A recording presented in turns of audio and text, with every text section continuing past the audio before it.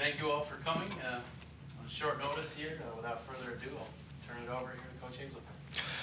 Well, I too want to thank everybody for coming today, and obviously there's a lot of mixed emotions when something like this happens. I got the offer yesterday about 4:30 and accepted the job last night about 9 o'clock to go be the head coach at Purdue University. And I'm excited about that new chapter in my life, but obviously it's always hard to leave people that you love. And made some tremendous relationships here in the last 2 years. There's a lot of great people in this Kent State community, and people that I'll never forget, people who have helped me develop as a head coach. And I'm surely going to miss a lot of these people around here. And I think we did something special around here. It's because of a lot of people. It wasn't just me. It was a lot of people with their hand in the success that we've had. I cannot be more grateful and fortunate to be around so many special people here at Kent State. This is a fabulous university run by a great president and a bunch of people that believe in his vision and all the things that should happen to a university like this. So I'm going to take off today at 4 o'clock and do a press conference out in Indiana, fly back tonight, and then be back and forth here a little bit the next couple days and figure out the bowl scenario here as we go forward. But I can't thank the people here at Kent State enough, and very grateful for my time here and the friendships and relationships that I built in this short period of time. You met with the team this morning? Yeah, this morning I had a 6:15 meeting with my coaching staff to let them know, and then at 6:30 I met with the team and kept it brief because I knew it would get emotional.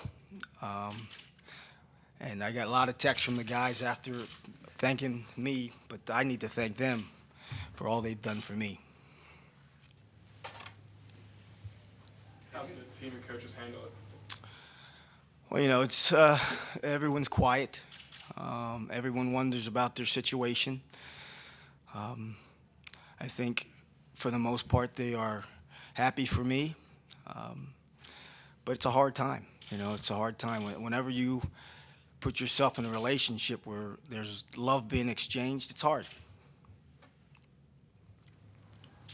Were you entertaining any other offers throughout the season or last year? Was anybody kind of poking around a little bit? You always get calls, but until they become serious, you don't pay them much attention.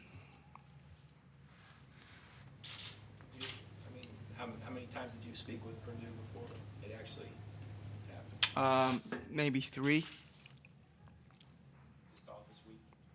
I had one phone conversation last week, and I said I didn't want to do anything before the championship game.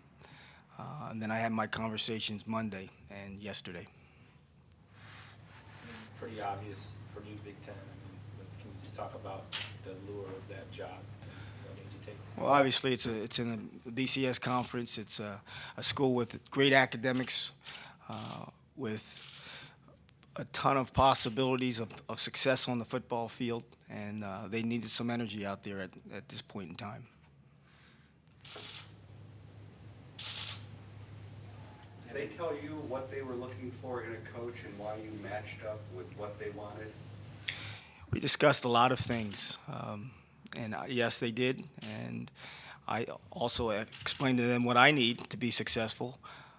So it was a good marriage.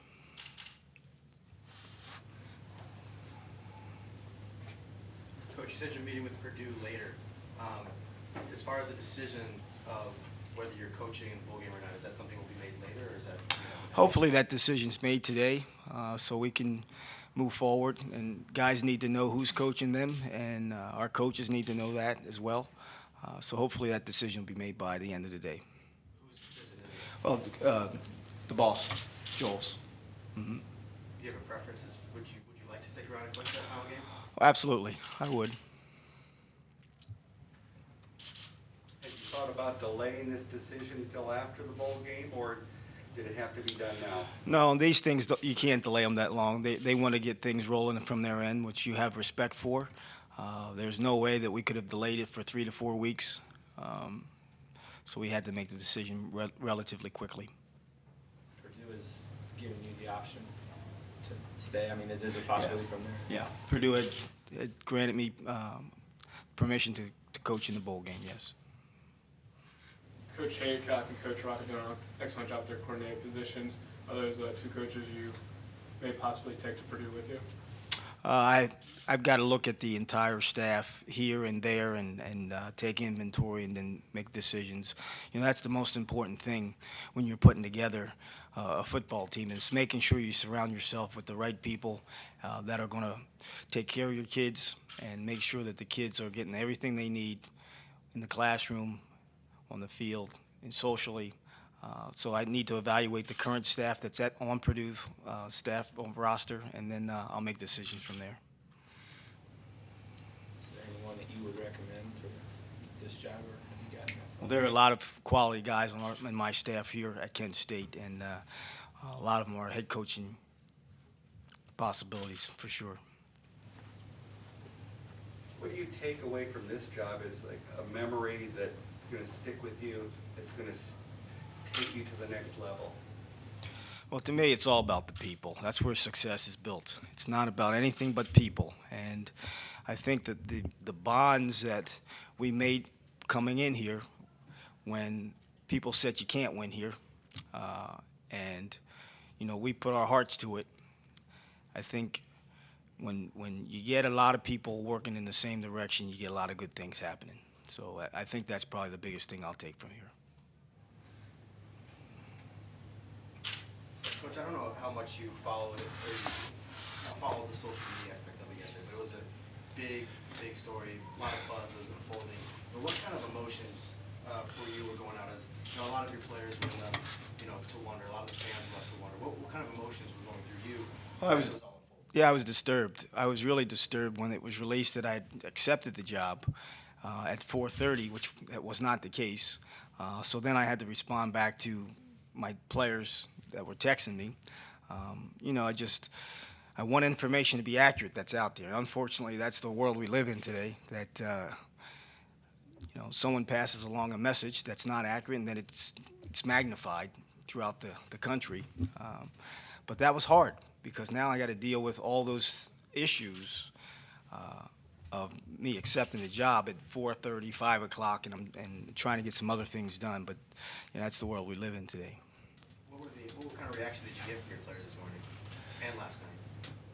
Well, last night they were questioning whether or not it was true or not. And today they were somewhat somber, but you know, again, they were happy that I was able to take the job. Was there a difference between the seniors and the underclassmen? No, there was really no difference. Literally, I was in the room probably for 5 minutes. I made a statement. I asked if they had any questions. There were no questions. I told them I loved them, and I walked out. On one side, pragmatically, the decision, easy one, moving up, same time here, you're at a crest on a wave, and you're thinking while you're going through the last game, next year we're going to be even further up. So how hard was that? Well, I think the foundation is set.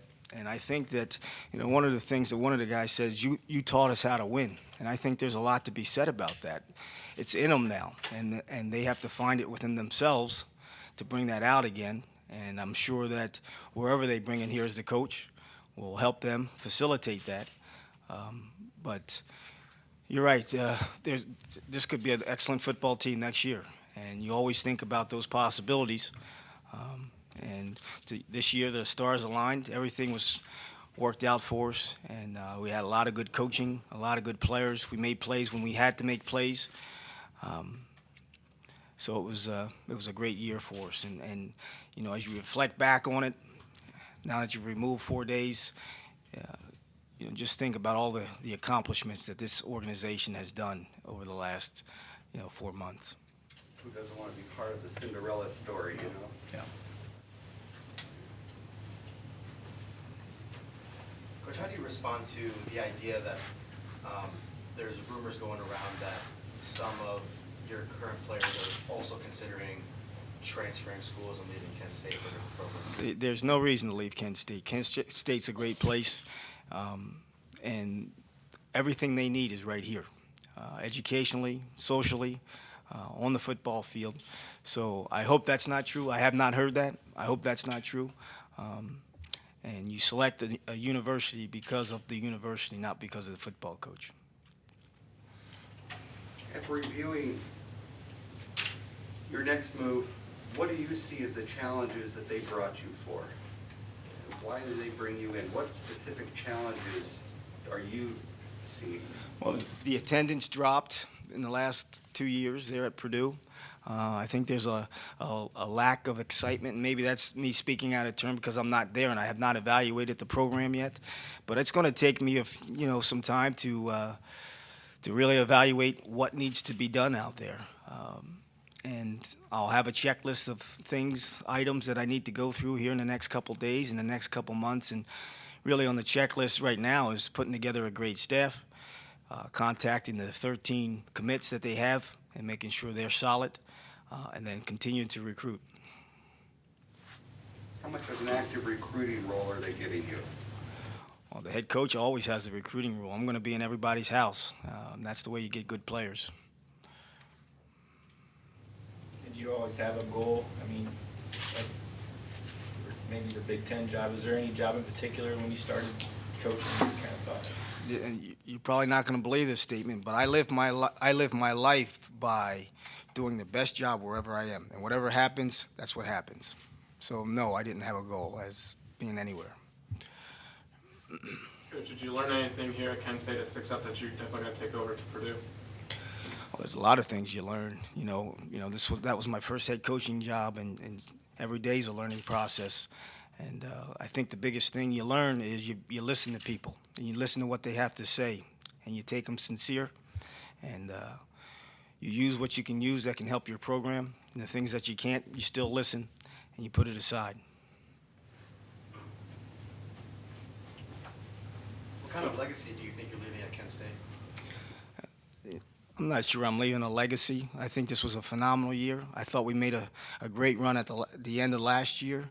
I hope that I've touched enough people that have made a difference in their lives and made them a little bit better. And that's all I want to be remembered as. If I made a difference in someone's life to make them better, that's all I care about. Coach, will Purdue buy out the remaining of your contract here? I'm not going to talk about my contract.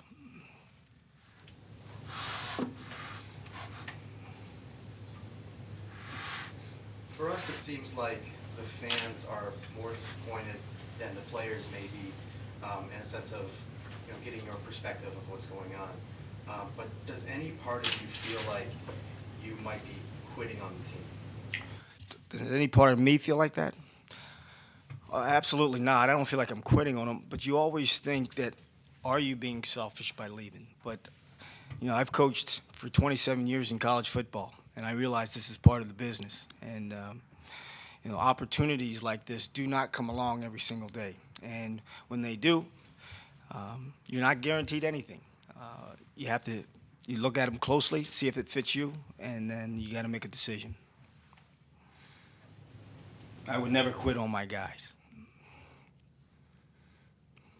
Seems like, these things happen, but it seems like emotionally you are a lot more emotional about this than most coaches in your shoes. Well, I can't evaluate the other coaches' emotions, but I'm very close to our football team, and perhaps that's why my emotions are worn on my sleeve.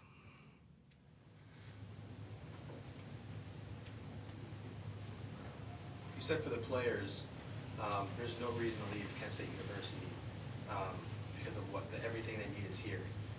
Would you say the opposite is true for you? Well, absolutely not. This is an opportunity that is very positive for me. That I feel that I need to do it. Yep.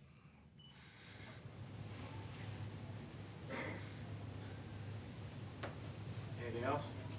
Coach, how did you break this news to the player? How did you approach him? How did you talk to him? I told him facts. I told him what time the calls came in. I told him what time I accepted it. I told them that I'm proud of them. I got a lot of respect for them. They were a part of all this success that we've had. They are the success that we've had, and that if they ever needed anything from me, that they could reach out to me. And then I told them that I loved them, and I walked out. That's What was their reaction? they clapped. You seem to be very emotional about this. Obviously, you're leaving kind of bigger place, but you seem to be very emotional. Okay. No, I'm just, there's a lot of effect looks like going on between you and the player, now you're leaving. When you live 7 days a week with these guys, all hours of the clock, you get close to people, and that's why you become emotional. Kind of like the lesson in coaching where you're moving them along and they help move you along. Absolutely. Absolutely.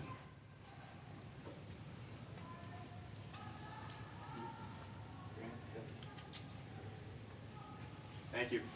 Thanks for coming.